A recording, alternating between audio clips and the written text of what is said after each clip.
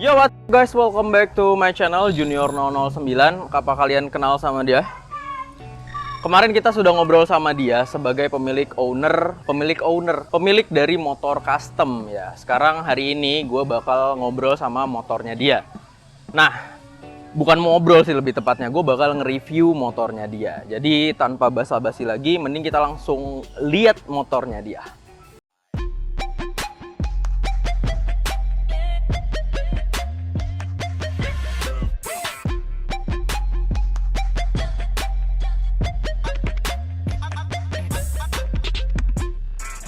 Maaf tadi kepotong bumper dulu, mending langsung kita puter kameranya dan kita lihat motornya seperti apa. Nah, ini dia motornya si RDR Fikri Arbar. Seperti yang kemarin kita udah omongin, motor ini adalah motor basicnya itu Thunder 125. Terlihat jelas dari segi mesinnya ya. Ini adalah mesin Thunder 125. Dan untuk memulai review ini kita akan ngebahas dari areal depan dulu. Kita akan ngebahas dari segi kaki-kaki depan. Kalau bisa dilihat ya, di sini bannya itu udah ban tahu, semi tahu sih lebih tepatnya. Ini ban yang bisa digunakan di jalan raya, masih cukup nyaman, tapi juga sangat ngegrip apabila digunakan di medan tanah. Dan ban ini memiliki ukuran yaitu 4.00 ring 18. Jadi ini bannya cukup gede. Nah, selain ban yang gede, di sini dia juga memiliki rims yang cukup besar. Ini rimsnya itu mereknya CHEM, aluminium.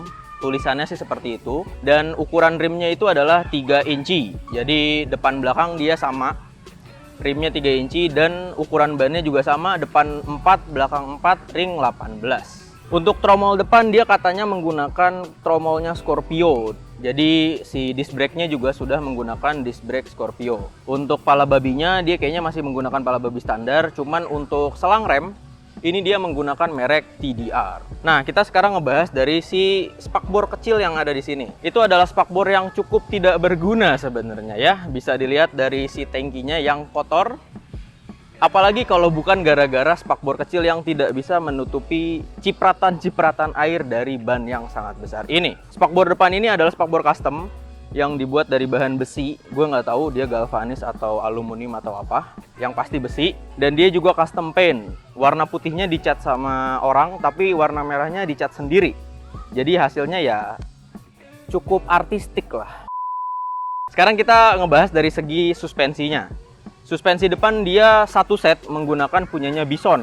Makanya di sini kelihatan sangat besar dan sangat kekar. Katanya juga dia suspensinya ini udah agak-agak di rebound sedikit supaya memperenak pada saat pembawaan motor ini. Kalau kita lihat dari bagian depan atas, di sini bisa dilihat kalau dia lampunya itu sudah berubah, lampunya bulat.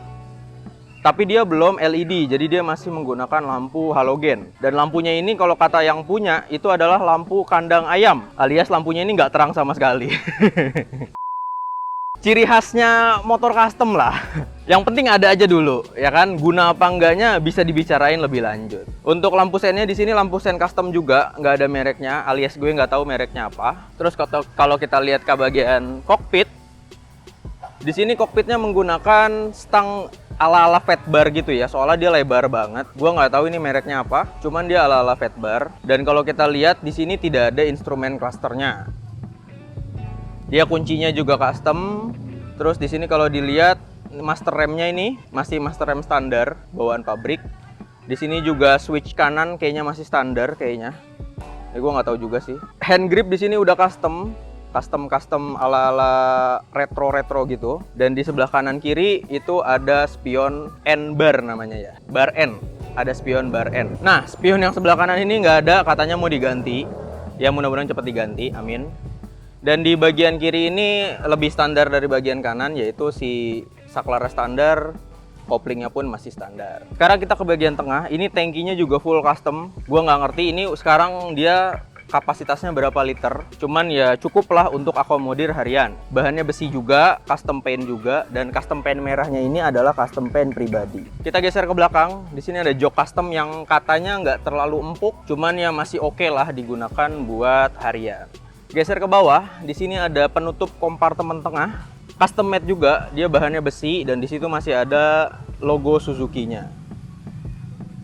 Balik lagi, ini custom paint juga, warna merahnya itu adalah custom paint pribadi, jadinya lebih artistik. Kita geser ke bagian belakang. Di sini juga ada bodi kecil yang setengah ketutup sama jok, setengah ketutup sama plat nomor. Ini adalah spakbor belakang yang dia juga sebenarnya tugasnya kurang berguna karena tidak bisa menutupi ban secara sempurna. Tuh. Bisa dilihat di sini ya. Kotor banget.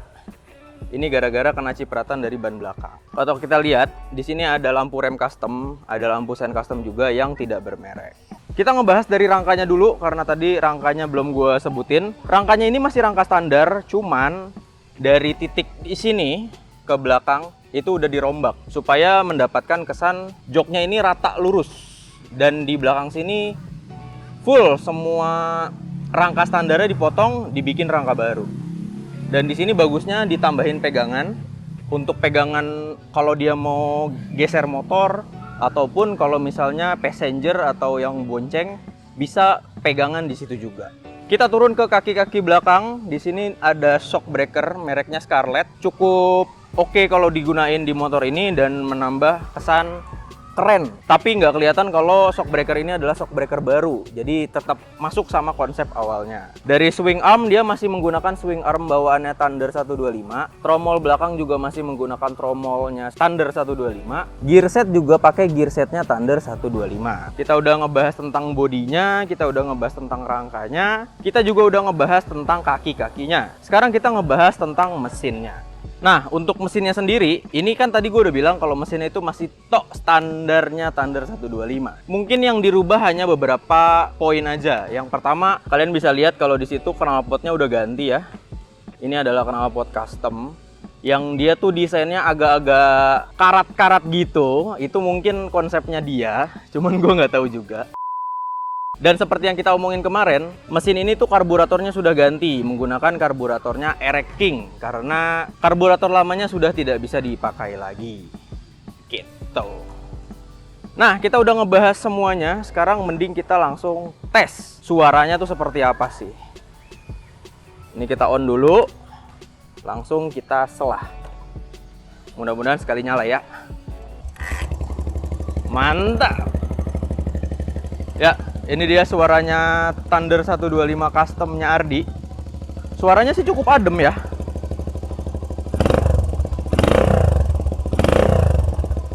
Ngeblar tapi cukup adem. Jadi masih enak buat didengar dan masih enak kalau dipakai di jalan raya. Gitu. Kita matiin dulu karena katanya bensin udah mau habis.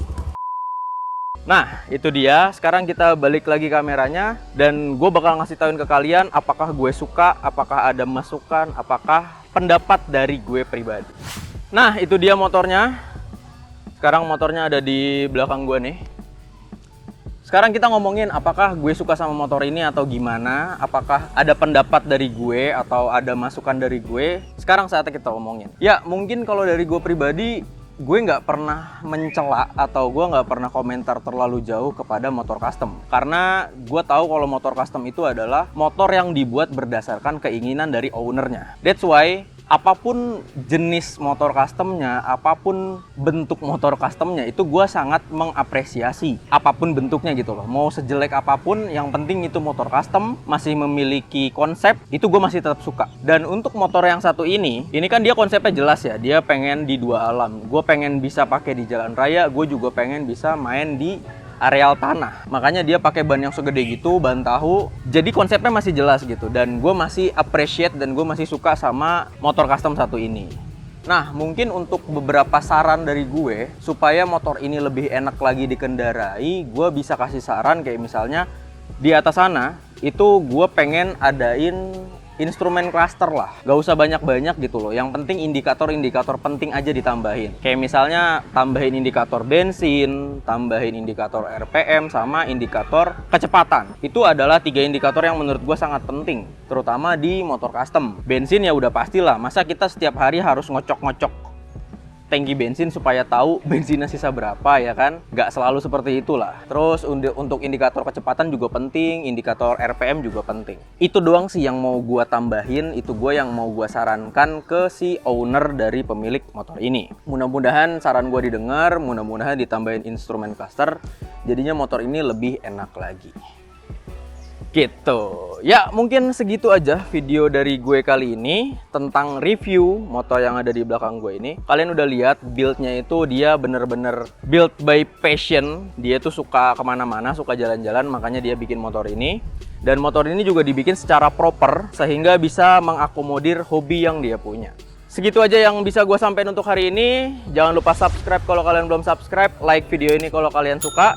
Jangan lupa Instagram dia di follow juga, supaya kalian bisa lihat motor itu terus. Kita bakal ketemu lagi di video-video selanjutnya. Gue Junior cabut dulu and bye-bye.